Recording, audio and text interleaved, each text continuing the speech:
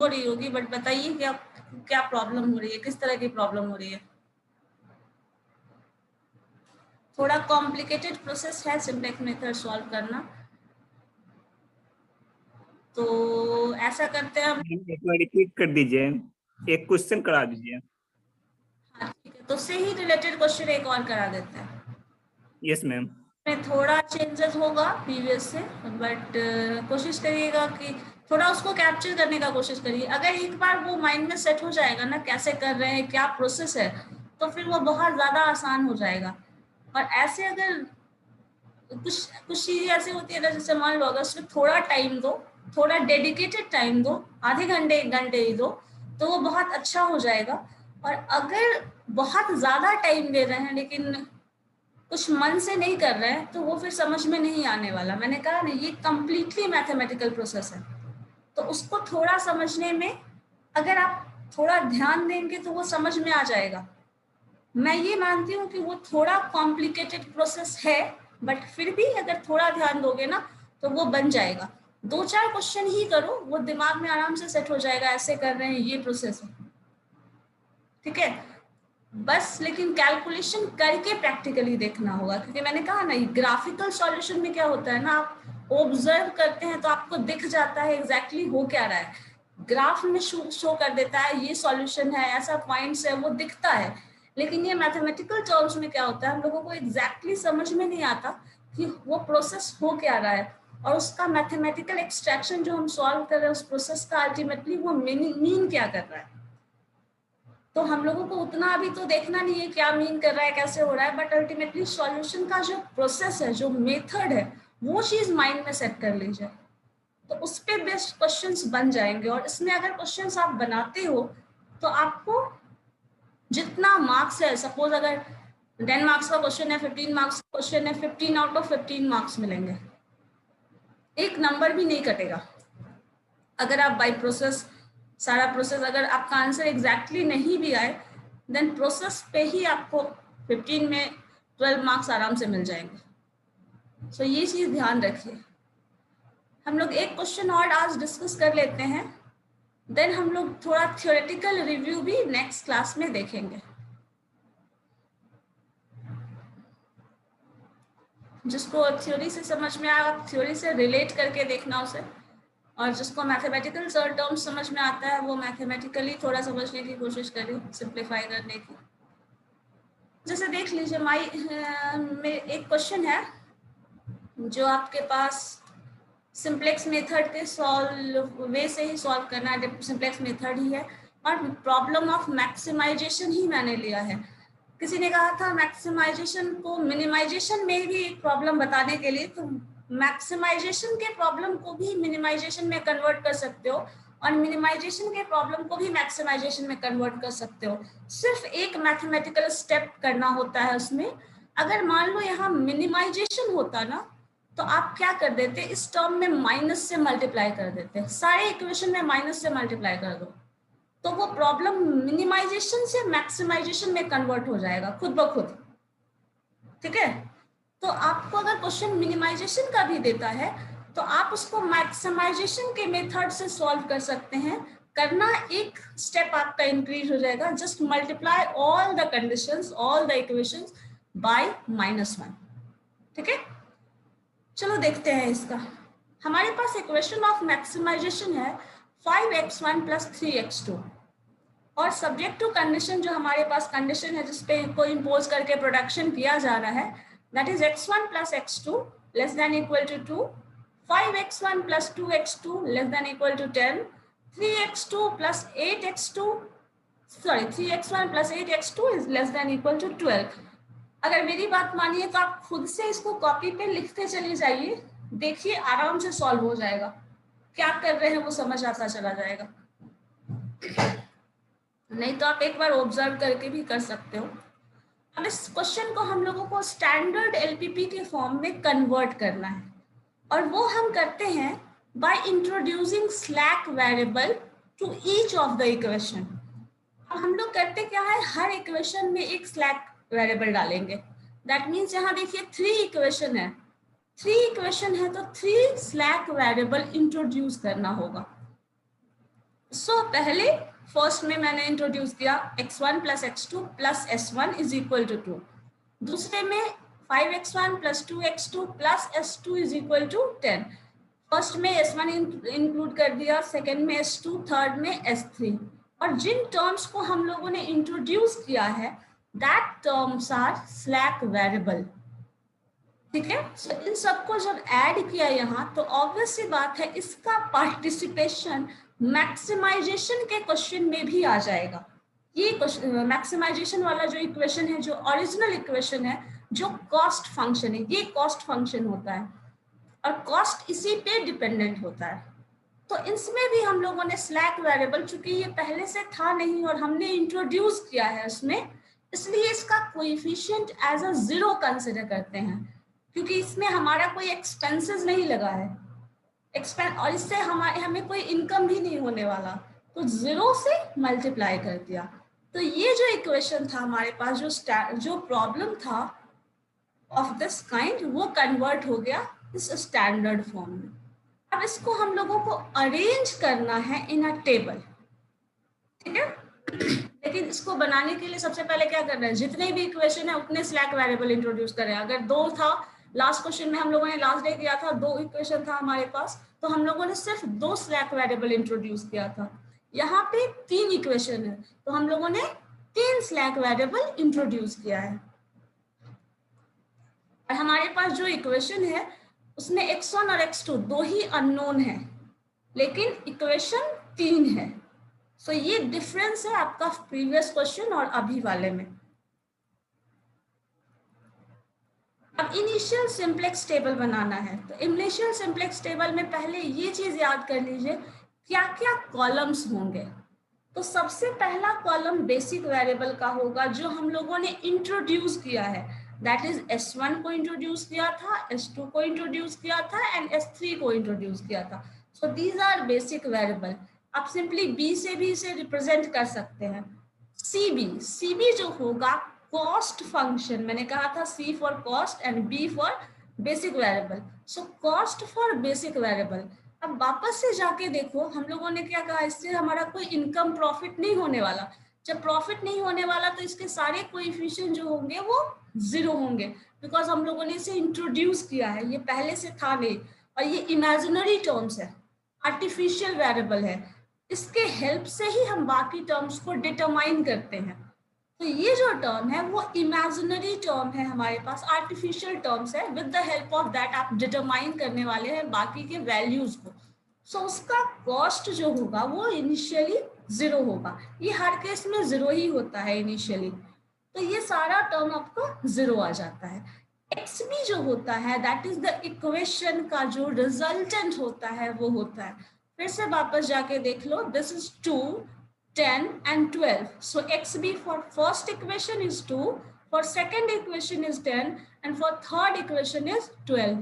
और इसमें देखिए आपने s1 के लिए 2 को इंट्रोड्यूस किया था, s2 के लिए ये टर्म, तो ये इससे भी आप ध्यान दे सकते हैं कि आपके कौन से इक्वेशन में कौन सा xb आएगा।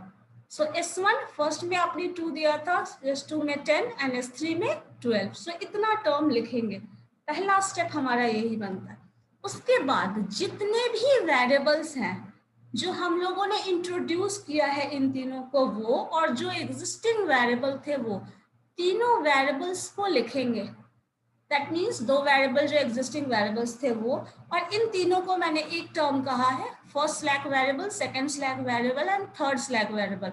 सो 2 एग्जिस्टिंग था और 3 इंट्रोड्यूस करके लाया है। So there are 5 variables we have, 5 variables हमारे पास अभी हैं इनिशियल सिंप्लेक्स टेबल में, और ये हमेशा 5 ही रहेगा। बट हमारे पास पहले से 2 वेरिएबल था, 3 इंट्रोड्यूस किया, तो टोटल 5 नंबर ऑफ वेरिएबल्स हो गए। अब क्या करना है, इन वेरिएबल्स का coefficient according to the equation लिखना है। So first variable, first equation को आप यहाँ पे हमेशा हर स्टेप पे ऑब्जर्व करके लिखेंगे। यहाँ पे कोएफिशिएंट 1, 1 एंड 1, s2 इसमें नहीं है, s3 भी नहीं है, तो s1 एंड s2 का जो कोएफिशिएंट होगा दैट इज 0। सो वापस में हम चले जाओ, देखो first term the coefficient is 1, second is coefficient is 1, third में भी हमारा कोएफिशिएंट S1 चूंकि हमने इंट्रोड्यूस किया था फर्स्ट इक्वेशन में, तो ये भी 1 है। S2 और S3 हमारा इसमें नहीं है, then this term is 0। Similarly second equation के सारे कोएफिशिएंट चेक करिए। This is 5, 2, S1 is not there, S2 is there. So S1 का कोएफिशिएंट 0 हो जाएगा, S2 का 1 होगा एंड S3 का फिर से 0 हो जाएगा। So the first term is what? 5, second is 2, 0 S1 के लिए, S2 हमारा है तो 1, S3 नहीं है then 0। थर्ड इक्वेशन में वापस से देखो क्या है, 3, 8, S1 and S2 इसमें प्रेजेंट नहीं है, then that coefficient is 0 and S3 है हमारा, then the coefficient of that term is 1. So 3, 8, 0, 0 and 1. इतना हम लोगों ने किया है क्या, जो जो गिवन इंफॉर्मेशन था उसे बस लिखा है। इवन CJ जो कॉस्ट फंक्शन है, ये हमारा सबसे टॉप मोस्ट जो इक्वेशन लिखा है उसको देखो।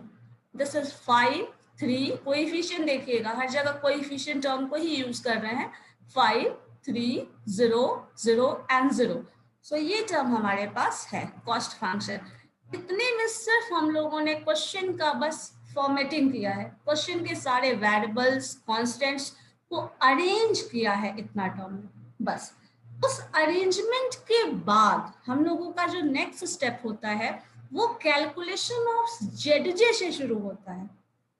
और जेडजे का जो कैलकुलेशन है वो क्या है, हर कॉस्ट से, इस कॉस्ट फंक्शन से इस वेरिएबल को मल्टीप्लाई करो, इस कॉस्ट फंक्शन से CB से आप x1 को मल्टीप्लाई करो, प्लस साइन दो, इस कॉस्ट फंक्शन से इसको मल्टीप्लाई करो, प्लस साइन दो, इस कॉस्ट से इस फंक्शन को मल्टीप्लाई करो। अब आपको मैंने पहले ही स्टेप में कहा कि ये जो टर्म होता है शुरुआत में हमेशा 0 रहेगा। अब चूंकि 0 से आप किसी भी टर्म को मल्टीप्लाई करेंगे तो पहला जो जेडजे का टर्म आएगा वो हमेशा 0 होगा। क्यों?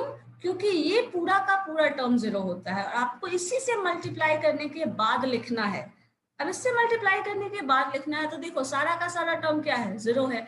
तो जितना भी आप किसी से भी कैलकुलेशन, आइदर इस कॉलम से करो, इस कॉलम से करो, इस कॉलम से करो, इस कॉलम से करो या फिर इस कॉलम से करो, सबसे मल्टीप्लाई करोगे तो अल्टीमेटली जो ये टर्म आएगा दैट विल ऑलवेज बी 0।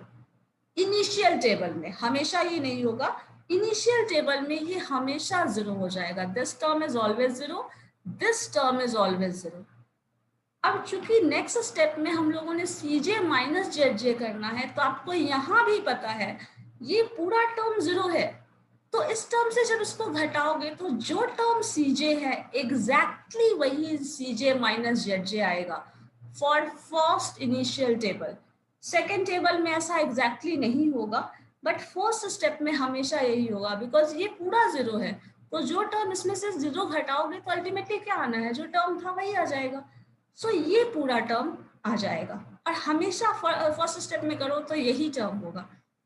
अब इतने के बाद हम लोगों को क्या करना है, हमारा जो नेक्स्ट टास्क, अब हम लोग यहाँ से सॉल्यूशन। मैम यस बोलिए मैम, CJ वाला फिर से बताइए ना। CJ वाला, CJ कुछ नहीं है, यहाँ से देखिए लिखा हुआ है, ऊपर से ले जाइए, ये फंक्शन, इसके कोएफिशिएंट को लिखा हुआ है। This is 5, this is 3, this is 0, this is 0, this is 0। So ये CJ है। और मैम ZJ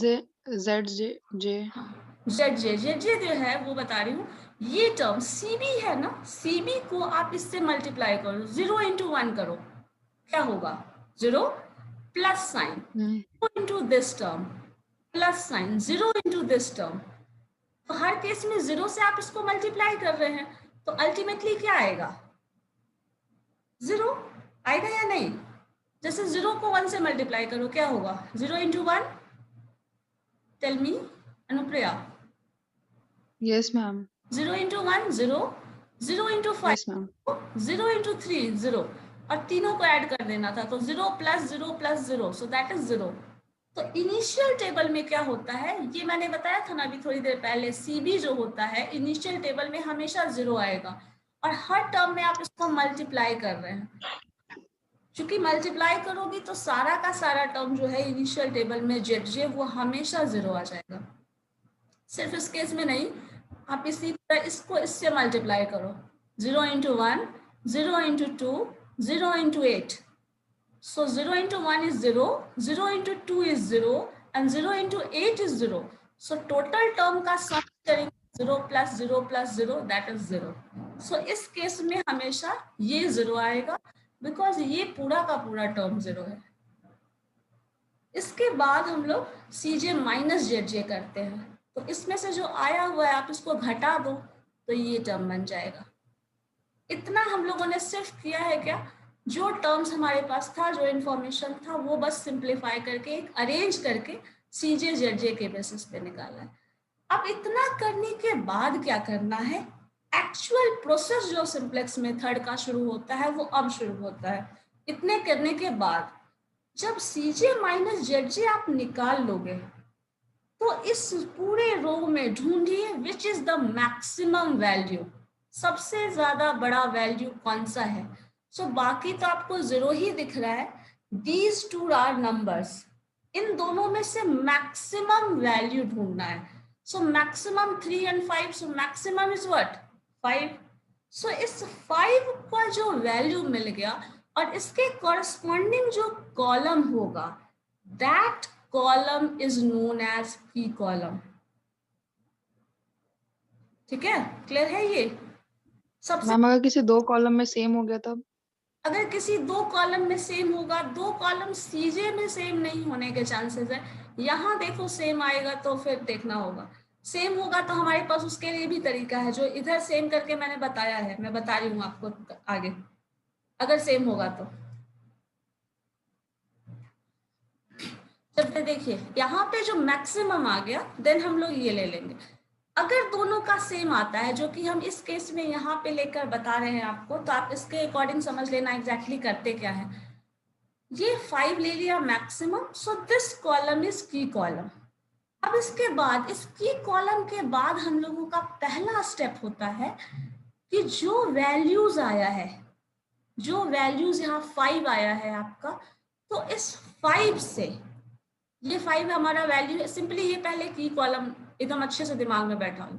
इसके बाद क्या करना है हम लोगों को, इस XB से ये कॉलम जो आपका आया है, इस कॉलम को डिवाइड करना है, इस टर्म में इससे डिवाइड करना है। क्योंकि ये की कॉलम है इसलिए इसके इंक्रीज से हम इसमें डिवाइड करेंगे। सो 2 डिवाइडेड बाई 1, यहाँ मैंने लिखा है 2 डिवाइडेड बाई 1।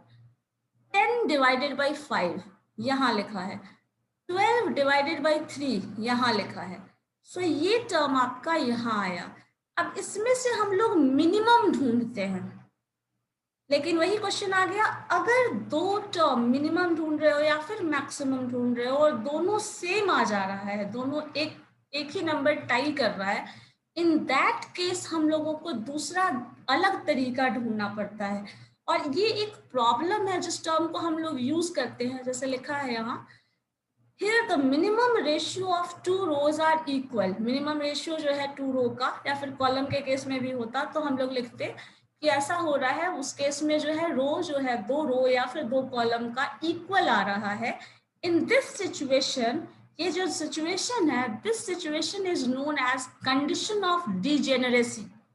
एक वर्ड इस्तेमाल करते हैं डिजेनरेसी, ये वही कंडीशन है। और अगर ऐसा केस होता है, then we have to divide each row by the elements of key column। अगर ऐसा होगा तो क्या करेंगे, जो की कॉलम आएगा उससे हम सबको डिवाइड करेंगे, सारे नंबर्स को। ठीक है, सारे नंबर्स को। अब देखो क्या करेंगे, इन दोनों में कॉमन आया है 2, फर्स्ट रो में भी 2 कॉमन आया है, सेकेंड रो में भी 2 कॉमन आया है। तो हम लोगों को क्या करना था, फिर से देख लीजिए, we divide, in this case we have to divide each row by the elements of key column। की कॉलम के एलिमेंट से सबको डिवाइड करना है।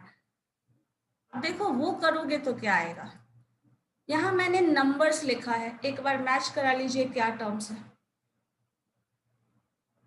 जो नंबर्स है की कॉलम से डिवाइड करना है, की कॉलम से डिवाइड करोगे हर नंबर को, तो इस रो में भी आपको डिवाइड करना है और इस रो में भी डिवाइड करना है। तो यहाँ पे क्या है, की कॉलम के एलिमेंट से डिवाइड करोगे, की कॉलम के एलिमेंट से डिवाइड करोगे तो क्या होगा, 2 डिवाइडेड बाय ये टर्म, डिवाइड कर रहे हैं आप, तो डिवाइड करके जो रिजल्ट आ रहा है that is what first term, जितने भी टर्म्स है सबको डिवाइड कर देंगे 5 से। अब इसमें देखिए हमारा यहाँ जो टर्म है, नेक्स्ट टेबल में हम लोग लिखते हैं, यहीं से शुरू करेंगे, इस पूरे रो को 5 की एलिमेंट हमारे की टर्म यहाँ है, 5 से सबको डिवाइड करो। सो 10 divided by 5 is 2, 5 divided by 5 is 1, 2 divided by 5 is 2 by 5, 0 तो 0 ही है, 1 बाई 5। आप सिर्फ ये रो देखना एग्जैक्टली जो मैं बोल रही हूँ वो आ रहा है या नहीं। This is 2, this is 1, this is 2 by 5, 1 by 5, बाकी टर्म्स तो 0 है। एग्जैक्टली देखिए वो है या नहीं। This is 1, 2 by 5, 0, 1 by 5 and 0, सारे टर्म्स को डिवाइड कर रहे हैं।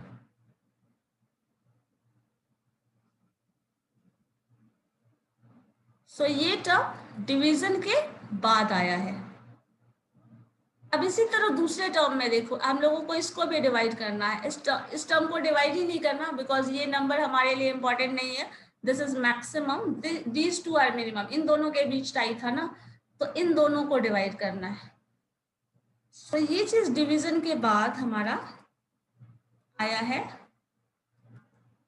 जो टर्म है 1 1 1 1 2 by 5 8 by 3 1 0 1 by 5 0 0 1 by 3। तो ये सारा टर्म्स हमारा आया। अब इसमें से क्या करना है, फर्स्ट रो को छोड़ दीजिए, फर्स्ट रो को छोड़ रहे हैं क्योंकि हमारा वो जो की कॉलम है ये वाला टर्म वही आ रहा है। तो हम लोग क्या करने वाले, इस रो को छोड़ देने वाले जो भी की XB पे डिपेंड करता है, और इसमें आएंगे क्योंकि वेरिएबल पहले काउंट कर लीजिए, दिस इज x 1 2 3 4 5 टर्म्स है ना आपके। सो फर्स्ट टर्म को एज इट इज छोड़ दे रहे हैं, और इसमें चूंकि मिनिमम टर्म था टॉप मोस्ट में और सेकंड में, इन दोनों में टाई था, तो इन दोनों में जो टाई था तो आइदर ये की रो होगा और ये की रो होगा। इन दोनों में से हम लोगों को इसके कॉरेस्पॉन्डिंग जो कॉलम हमारा था 5 वाला टर्म, इसके कॉरेस्पॉन्डिंग नंबर्स ढूंढना है। तो आइदर ये होगा और ये होगा, तो इन दोनों में से कौन सा होगा वो देखने के लिए हम लोग मिनिमम रेशियो देखते हैं। दिस इज 1 हमेशा ज्यादा होगा, 2 by 5 जो है बताइए वो क्या है, मिनिमम है या मैक्सिमम है। इन तीनों में सबसे छोटा नंबर कौन सा है, आइदर 1 2 by 5 और 8 by 3। Minimum 2 by 5। So 2 by 5 को हम की एलिमेंट बोल रहे हैं, और यहां मैंने इसीलिए इस टर्म को घेर दिया था। दिस इज की एलिमेंट जो 2 by 5 के टर्म में आ रहा है। तो सेकेंड रो तो क्या करते थे याद है, इधर से हम लोग लेते थे मिनिमम रेशियो और इधर से मैक्सिमम टर्म, और इन दोनों का जो इंटरसेक्शन आता था दैट इज व्हाट की एलिमेंट। और इस कॉरेस्पॉन्डिंग की एलिमेंट के इधर जो बेसिक वेरिएबल होगा वो हमेशा आउटगोइंग वेरिएबल होगा, और इसके कॉरेस्पॉन्डिंग जो वेरिएबल होगा इधर वो हमेशा इनकमिंग वेरिएबल होगा। सो S2 जो है वो अगले कॉलम में हट जाएगा अगले टेबल में, और इसको X1 से रिप्लेस कर देंगे हम, जो हम लोगों ने यहाँ किया है। यहाँ लिखा है X1 की कॉलम है, S2 outgoing variable, incoming variable X1 and की एलिमेंट इज 5। सो अब यहाँ पे हम लोग ये वैल्यूज देखिए, S2 को रिप्लेस कर दिया X1 से, S1 as it is, S3 as it is. अब यहाँ पे देखिए CB में क्या किया है हम लोगों ने, S1 का CB 0 है, X1 का CB देखिए क्या है, X1 का सबसे शुरुआत में चले जाइए कभी भी अगर प्रॉब्लम हो तो, XB X1 का 5 है कॉस्ट फंक्शन, 5 है कोएफिशिएंट, S1 का 0, S2 तो अब हमारे पास है ही नहीं तो टेंशन ही नहीं लेना, S3 का भी 0। सो फर्स्ट टर्म होगा 0 फॉर S1, S2 के लिए ये आपका X1 रिप्लेस हो गया तो 5 एंड 0। तो CB जो टर्म लिखा है, देखो नेक्स्ट में CB जो टर्म लिखा है, दैट CB इज 0। S1 के लिए 0 था, ये पहले भी था अभी भी है। S3 के लिए 0 था, वो पहले भी था अभी भी है। X1 वाला जो टर्म आया है वो चेंज होकर 5 आ गया है, क्योंकि कॉस्ट फंक्शन में उसका जो कोएफिशिएंट है दैट इज 5। CB का मतलब ही है coefficient of that variable. Coefficient या फिर कॉस्ट फंक्शन के टर्म में बात करें तो वो टर्म, सो ये 5 होगा। अब यहाँ अगर 5 होगा ना, तो अब ZJ के कैलकुलेशन में आपको समझ में आएगा कि एग्जैक्टली हम ZJ में करते क्या है। XB का वैल्यू वही हम लोगों ने कर दिया, S1 का वैल्यू आपको पता है 0, S3 का पता है। S3 का केस में देखिए क्या है, अच्छा ये अभी ये छोड़ दो, ये 0 और 6 कैसे आया है भूल जाओ, उसको अभी नहीं कर रहे हैं। अब जब सेकेंड सिंप्लेक्स टेबल बनाते हैं तो ये टेबल बनाने का एक तरीका है, जैसे लिखा हुआ है वैसे नहीं बनता। अगर ब्लैक बोर्ड पे बनाते, बोर्ड पे बनाते तो आपको ज्यादा क्लियर होता कि कौन सा रो पहले लिखेंगे। इसमें हमेशा जो की एलिमेंट था ना, उस की एलिमेंट का रो सबसे पहले लिखा जाता है। जैसे हमारे पास जो सेकेंड रो था वो की वाला एलिमेंट वाला देखिए 5 है, ये वाला रो, ये रो जो है वो की एलिमेंट का है, तो इसी को सबसे पहले लिखते हैं सिंप्लेक्स टेबल में। सबसे पहला लाइन यही लिखा जाएगा, उसके बाद इसके ऊपर वाला ये जो लाइन है वो लिखेंगे, इसके बाद इसके ये वाला लाइन लिखेंगे। सबसे पहला लाइन इसको लिखा जाता है।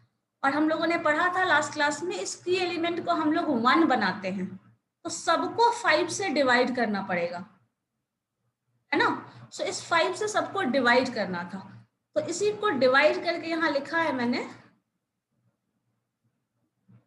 ये जो टर्म था सबको 5 से डिवाइड करो, तो यहाँ 10 था, तो 10 को जब 5 से डिवाइड किया तो 10 डिवाइडेड बाई 5 2 आ गया, 5 डिवाइडेड बाई 5 1 आ गया, 2 यहाँ पे था तो 2 divided by 5 0 divided by 5 1 divided by 5 0 divided by 5।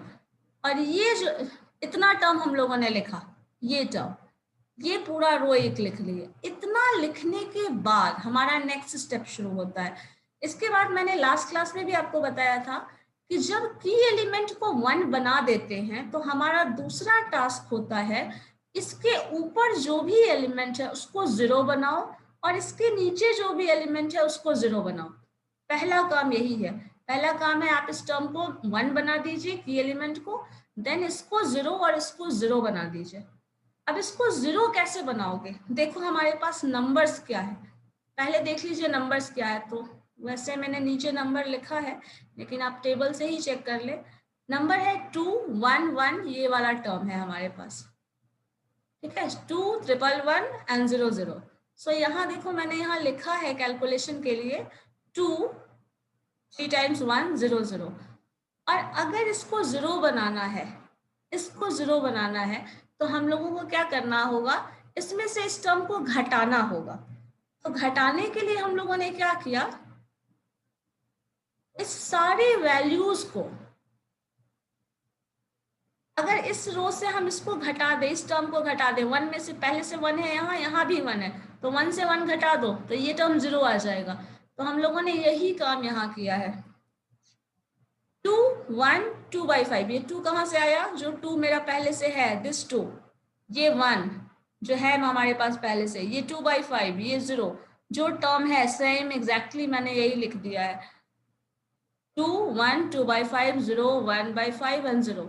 ये जो टर्म है हम घटा दे रहे हैं, तो ये टर्म भी 0 आ जा रहा है, 1 माइनस 1 ये भी 0 आ जा रहा है। 1 में से 2 बाई 5 घटाओ तो 3 बाई 5 आ जाएगा, 1 में से 0 घटाओ 1 आ जाएगा, 1 में से 1 बाई 5 घटाओ माइनस 1 बाई 5 आ जाएगा, एंड 0 0 से 0 घटाइए 0। सो ये जो टर्म्स, ये जो वैल्यूज आए हैं वो आपका आ जाएगा किसमें, पहला रो जो है इसमें, XB से लेके यहाँ तक का term, 0 0 3 by 5 1 minus 1 by 5 and 0, यही टर्म आपका आ रहा है। देखिए हम लोगों ने यहाँ जो लिखा है एग्जैक्टली यही है, 0 0 0 3 बाई 5 1 माइनस 1 बाई 5 0। अब इसी तरह जिस तरह से आपने इसको 0 बनाया है उसी तरह से इस टर्म को भी 0 बनाना है। तो इसको 0 बनाने के लिए आपको पहले देखना पड़ेगा आपका पहले वाले कॉलम में से पहले वाले टेबल में क्या वैल्यूज था। तो देखो क्या वैल्यूज है, हमारे पास वैल्यूज था 12, 3, 8, 0, 0, 1, क्योंकि ये हम लोग चेंज करके लिख रहे हैं तो जो पहले से था वही लिखना होगा। तो यहाँ देखो मैंने लिख दिया है पहले वाला टेबल के अकॉर्डिंग 12, 3, 8, 0, 0, 1। अब इसमें से घटाओगे कुछ तब टर्म आएगा। अब इसमें पहले से यहाँ क्या था, पहले ये नंबर देख लीजिए, पहला नंबर यहाँ जो था वो 3 था। 3 था तो हम क्या कर रहे हैं, इस पूरे इक्वेशन में जो हमारे पास पहले से था उसको 3 से मल्टीप्लाई कर दे रहे हैं। 3 से मल्टीप्लाई कर देंगे तो क्या हो जाएगा, 1 into 3 करोगे तो 3 हो जाएगा और 3 से 3 घटा देंगे तो वो 0, ये टर्म 0 आ जाएगा। आपका हमेशा दिमाग में लगाना है कि ये चीज 0 और 1 बनाना बहुत आसान है। अगर आप एक चीज समझ लें, कोई भी नंबर यहाँ है उसको उस नंबर से डिवाइड कर दो वो 1 आ जाएगा, और कोई भी नंबर यहाँ है उसके बगल में यही नंबर करके घटा दो तो वो 0 हो जाएगा। तो यही चीज हम लोग यहाँ कर रहे हैं, 3 से मल्टीप्लाई कर दिया पूरे इंटायर इक्वेशन को और उसको घटा दिए तो ये टर्म 0 आना है। आपका काम भी यही था, बस इसको 0 करो, बाकी क्या आता है उससे कोई मतलब नहीं है। तो बाकी जो भी आएगा वो हम एज इट इज लिख लेंगे, बस उतना हम लोगों ने एज इट इज घटा के लिख लिया है। अब यहाँ से देखिए, ये जब कर लिया तो सीजे जो पहले से था वही सीजे है, सीजे चेंज नहीं होगा, कभी भी चेंज नहीं होगा। जस्ट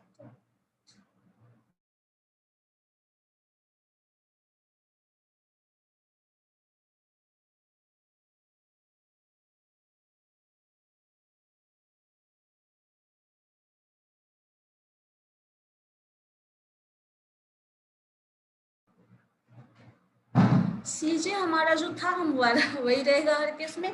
अब देखो जेडजे कैसे कैलकुलेट किए हैं, जेजे में क्या करेंगे, देखिए ये टर्म जो है वो 0 into 0 तो 0 ही आएगा। देखो यहाँ पे जो टर्म है ये नॉन जीरो है। अब इसको नॉन जीरो टर्म को किसी भी नॉन जीरो टर्म से मल्टीप्लाई करेंगे तो कोई नंबर आएगा। जैसे देखिए 5 into 1 तो ये जेडजे यहाँ 5 आ गया, 0 into 0 plus 5 into 1 plus 0 into 0 तो ये टर्म आपका 5 आ जाएगा।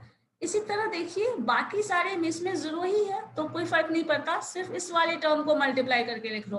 5 into 1 यहाँ लिख दिया, 5 into 2 by 5, so 5 into 2 by 5 क्या हो जाएगा, 5 5 cancel, so simply 2, 5 into 0 so ये 0, 5 into 1 by 5 so 1, 5 into 0 so 0। So J J मिल गया, सीजे मिल गया, घटा दीजिए तो ये आ गया। अब यहाँ पे ये सिंपलेक्स टेबल अभी सॉल्व नहीं हुआ है, क्यों नहीं हुआ, बिकॉज यहाँ पे जो भी नंबर जेजे और सीजे का डिफरेंस वाला जो आया है ये सॉल्यूशन तब माना जाता है जब सारा का सारा नंबर या तो नेगेटिव हो जाए या तो 0 हो जाए, लेकिन फिर भी यहाँ एक पॉजिटिव नंबर दिख रहा है। अब चूंकि एक पॉजिटिव नंबर दिख रहा है तो फिर से ये की कॉलम बनाएगा। अब ये की कॉलम आएगा तो अकॉर्डिंग टू आप इस की कॉलम के आपको मिनिमम रेशियो इधर निकालना है।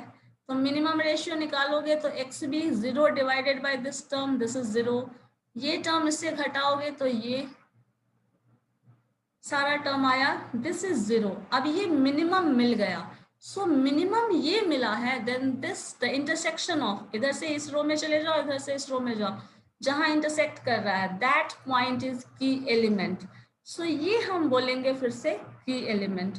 अब की एलिमेंट को नेक्स्ट स्टेप पे क्या करते हैं, 1 बनाते हैं। 1 बनाएंगे तो क्या करेंगे, इस नंबर को इसी नंबर से दोबारा डिवाइड कर दो, जब इस नंबर को इस नंबर से डिवाइड करोगे तो वो 1 आ जाएगा। तो यही काम हम लोग नेक्स्ट टेबल में करेंगे।